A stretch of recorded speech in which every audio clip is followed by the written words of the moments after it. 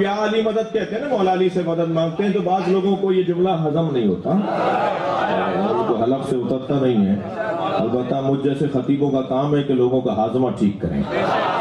تو میں آج کی اس محفل کے اندر ایک بقول ہمارے دوست جناب انجینئر محمد علی صاحب کے ایک پھکی دیتا ہوں۔ بار بار ایک جملہ بولتے ہیں، اگرچہ میرے مزاج کا نہیں تھا یہ جملہ، مگر میں نے کہہ دیا۔ تو وہ یہ جو ہم مولا کو پکار رہے ہوتے ہیں، یہ جو مولا کا ہم نام لے رہے ہیں، مولا سے مدد مانگ رہے ہیں، مولا سے مدد مانگنا غیر خدا سے مدد نہیں ہے۔ بھائی جو اصلی اعتراض ہے اس کی دم کاٹ دیجئے۔ اصلی اعتراض یہ کہ غیر خدا سے مدد مانگنا شرک ہے۔ یا علی مدد کہنا غیر خدا سے مدد مانگنا ہی نہیں ہے جو شرک کی بحث شروع ہو جائے۔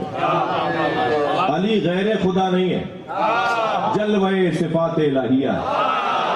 غیر خدا سے مدد مانگنا تو تب ہوتا کہ جب ہم نمرود سے مدد مانگتے، فرعون سے مدد مانگتے، حامان سے مدد مانگتے، شداد سے مدد مانگتے، ناراض نہیں بیٹھے تو مروان سے مدد مانگتے،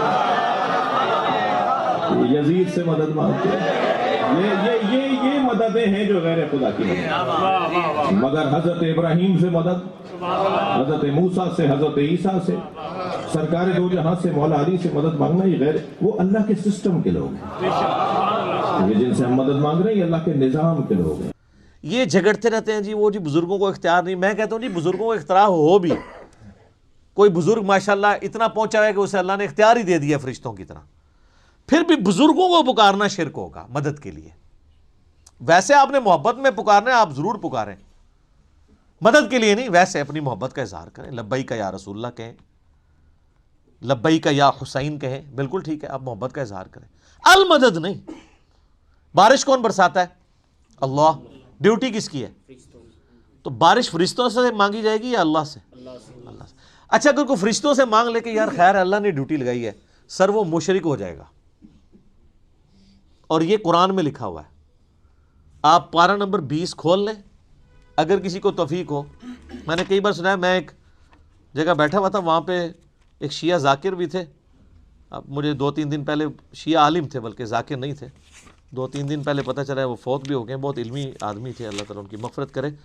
تو وہ ان کے ساتھی بیٹھے تھے، وہ کہتے ہیں جی ٹھیک ہے ہم یا علی مدد نہیں کہنا چاہیے، لیکن جو یا علی مدد کہتا ہے آپ اسے کیوں کہتے ہیں وہ شرک کر رہا ہے؟ میں نے کہا اس لیے قرآن میں لکھا ہے۔ تو میں نے یہ آیت سورہ النمل کی آیت نمبر 62 پارہ نمبر 20 کے آغاز میں، امن یجیب المضطر اذا دعا ویکشف السوء ویجعلکم خلفاء الارض االہ مع اللہ، بھلا بتاؤ تو کون ہے جو مصیبت میں گھرے ہوئے شخص کی فریاد کو سنتا ہے اور اس کی تکلیف اس سے دور کرتا ہے، اور تمہیں اپنے ماں باپ کے مرنے کے بعد خلیفہ کرتا ہے اس زمین پر۔ االہ مع اللہ، کیا اللہ کے ساتھ کوئی اور الہ بھی ہے جس کی یہ کوالٹی ہو؟ قلیلا ما تذکرون، بڑے کم لوگ ہی نصیحت پکڑتے ہیں۔ تو میں نے کہا اللہ تعالیٰ کہہ رہا ہے کہ جس کے بارے میں تمہارا یہ عقیدہ ہے نا کہ وہ مصیبت اور پریشانی میں تمہارا مشکل کشا ہے، تو گویا الہ ہے وہ۔ اور سب سے پہلے تو مولا علی ان کے گریبان پکڑیں گے جنہوں نے مولا علی کے بارے میں عقیدہ گھڑ لیا۔ مولا علی بھی اپنی نمازوں میں اللہ کو پکارتے تھے، مولا علی کا ماننے والا بھی وہ ہوگا جو اللہ کو پکارے گا۔ پھر بڑے بڑے دھوکے ہیں جی ان کے، وہ کہتے ہیں جی وہ جی غیر اللہ سے مدد کہتے ہیں حرام ہے۔ اور کون کہتا ہے غیر اللہ سے مدد حرام ہے؟ آپ یہودی سے بھی مدد لیں، بخاری مسلم میں حدیث ہے نبی علیہ السلام جب فوت ہوئے ہیں آپ کی زرہ ایک یہودی کے پاس گروی رکھی ہوئی تھی، لیکن جو سامنے موجود نہیں اس سے تو نہیں آپ اسباب کے طور پہ مدد لے سکتے۔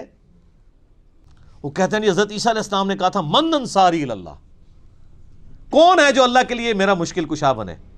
کہ حضرت عیسیٰ جیسے نبی کہہ رہے ہیں کون ہے جو اللہ کی خاطر میری مدد کرے؟ من انصاری اللہ، کون ہے جو میری مدد کرے اللہ کی خاطر؟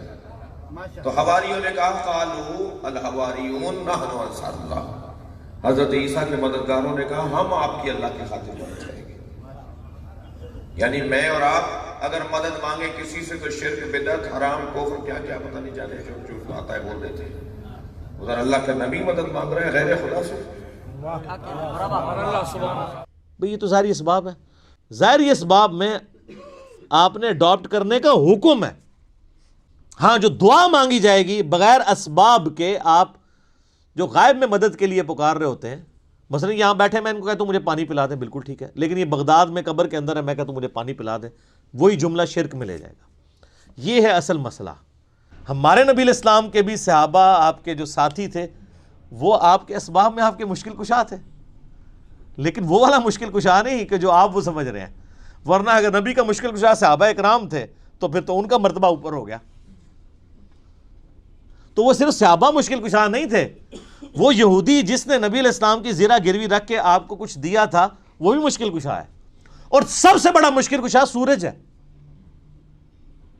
سورج اگر ختم ہو جائے تو زمین پہ نہ نباتات اپنا اگ سکتی ہیں، نہ حیوانات ان نباتات کو کھائیں گے، سب کچھ ختم ہو جائے گا۔ دنیا میں ہواؤں کا چلنا، موسموں کا بدلنا، یہ سب کچھ سورج کی وجہ سے ہے۔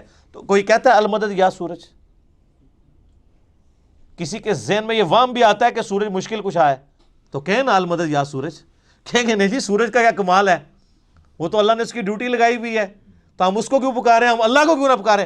تو بابوں کی بھی اگر ڈیوٹی لگی ہوئی ہے تو بابوں کو نہ پکارو، ویسے ڈیوٹی کو نہیں لگی ہوئی، اگر لگی بھی ہو for the sake of argument, تمہاری جعلی جو دلائل ہیں اس پہ ایگری کرتے ہوئے، پھر بھی ان کو نہیں آپ پکارو گے، شرک ہو جائے گا اور ناقابل معافی جرم ہو جائے گا۔